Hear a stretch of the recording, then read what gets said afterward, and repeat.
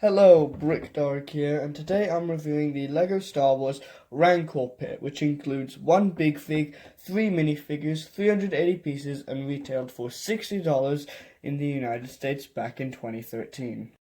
So here's the Rancor itself, and just wow, this figure is amazing. It's so complex because you have this main body, this jaw which you can open and is a separate piece, these special arms which are both different. One has this little chain and the other doesn't. These specialized hands, and then they all have thorns on the end, which I've never liked these pieces because there'll always be that one that ends up like to the side like that. But just, wow, this is an amazing figure, and I can completely understand why this set is $60. This is such a complicated piece. It's so complicated. You can move the hands and the arms. This chain is a separate piece that just attaches to the stud right there. You can move these fingers. You can't move the thumbs though. But I think what my favorite feature is, you can open the mouth, and you can put a minifigure inside like that, and it will stay in. So I just think that is amazing, and probably the main reason why one would buy this set. Like, this Rancor dwarfs big figs. It's massive. I don't have a big fig available to compare it, but like, it's awesome. It's massive, and it's just probably the main reason why you would buy the set. If not to complete Jabba's palace, then most definitely for this. It's just an amazing figure. But like, that's it for the Rancor. Just amazing job. Some of the other figures included are Gamorrean God, which does come in Jabba's palace, so it's not an exclusive figure. Although I think this is the cheapest set to have this new updated version. It just has like a sandwich board attachment. It goes over like this, and this figure looks pretty dang modern. Like, this could pass as a modern figure. They did a very good job with all the colors and specialized piece. I think it looks very good. Here is Luke Skywalker, and I think this version came in the $25 desert skiff from the year earlier.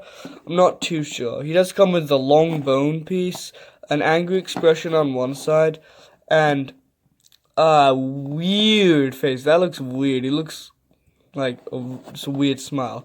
Also, might I add, this version is very inaccurate because it has a flesh tone hand.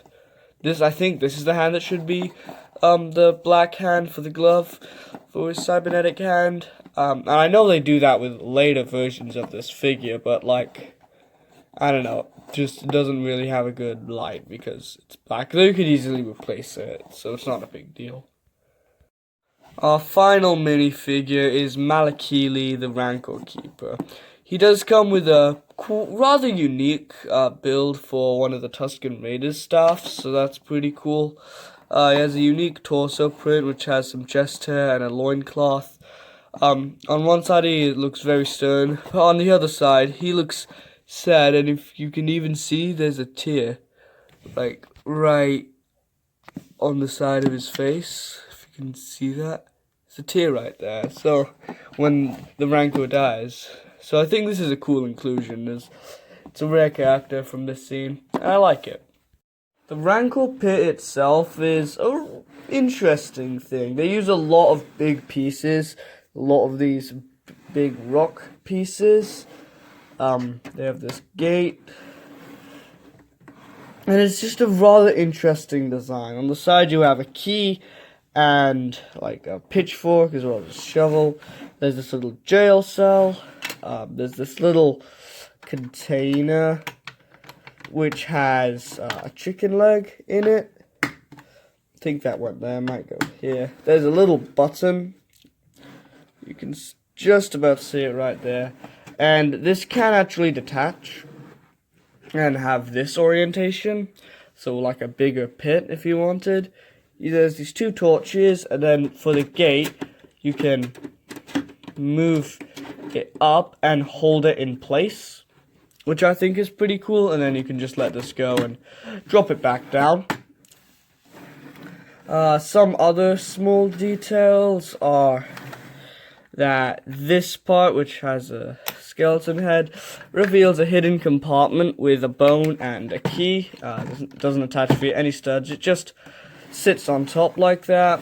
And one other secret, I guess, would be that you can open this up and it reveals a skeleton, which is the newer type of skeleton with the proper, like, clipped-on arms rather than those weird, weird loose connection arms. I'm not really sure how to describe it, but like the older style. He can just fit in there. And yeah, that's pretty much it for the Rancor pit. It's not really too much going on here. Of course, you can easily fit the Rancor inside. There's definitely enough room. And you might be wondering, just take him out, what these bits on the top are, and that's how it connects to Jabba's palace. I was honestly rather surprised when I built the two, and it just connects via these. The Jabba's palace just sits on top of this. There's no stud connections, and so I think it is a sturdy connection. However, I would advise against having, probably wouldn't be a smart idea to have the Jabba's palace and this in a very high place. But that's just my opinion. And that's it for the Rancor pit. Let's take a look at the box, which I surprisingly do have, despite this being a very old set. And yeah, and then we'll take a look at the instructions. Box for this is like a long $60 or $70 box size. On the back it shows that how you can connect the two. And it shows the Rancor and all the pieces used to make him, which I think is just really cool. Instructions are very big, but rather thin for a $60 set. On the back, it has some of the other waves of sets. There's the Old Republic Battle Pack, which that's one I don't own, but hope to get. I own all of these other three, and I don't own the Headhunter, but I do not care for the Headhunter. And there's also this code for some kind of crappy website thing. That's it for the instructions. So the Rancor pit, to me, is an interesting one. It has probably one of my favorite big figs ever in the Rancor, and it has some cool minifigures, but the build itself is not really that great. On its own, at least. With the Jabba's palace, it's amazing. It's awesome. And the Rancor figure is just amazing, and it's completely justifiable for this $60 price point. How I think you could have some fun with this set, but without the Jabba's palace, I think the Jabba's palace really makes this set. And so, because of that, it feels a bit more like, I guess, physical DLC for the Jabba's palace is what this kind of feels like. You can get it on its own and maybe have some good times with it, but as a standalone set, it's not the most amazing. And you needed the Jabba's palace to really make the set. That's it for this review. It's an older set, so it's retired, so I can't really give it a score. But that's it for this review. See you guys later. Peace.